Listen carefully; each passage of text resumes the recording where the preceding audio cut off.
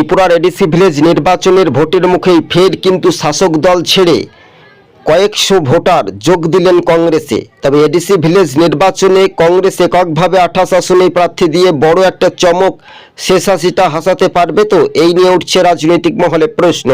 তবে পাহাড়ে ফের খোদ শাসক দল ছেড়ে কংগ্রেসে ফিরলেন ঘরের ছেলে ঘরেই ফিরে নতুন চমক। আপনারা দেখছেন 24TV।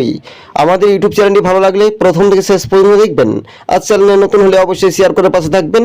আপনাদেরকে আরও একবার জানিয়ে রাখি, উত্তর পূর্বের রাজ্যে ত্রিপুরাতে যখন অর্থাৎ উপনির্বাচন, তার সঙ্গে সঙ্গে আমরা দেখতে পাচ্ছি এডিসি ভিলেজ নির্বাচনের একেবারে পায়ে হেঁটে কংগ্রেস প্রার্থীর সমর্থনে ভোট প্রচার রীতিমতো। এবার পাহাড়ের একাধিক জায়গার কর্মসূচি, কিন্তু পাহাড় থেকে যে খবর, বড় খবরের আপডেট, সেখানে বিজেপি ছেড়ে কয়েকশো ভোটার থেকে পরিবার তারা স্বইচ্ছায় কংগ্রেসে যোগদান করেছেন। ঘরের ছেলে ঘরেই ফিরল বলে মনে করছেন রাজনৈতিক মহলে। এই মুহূর্তে বড় খবর।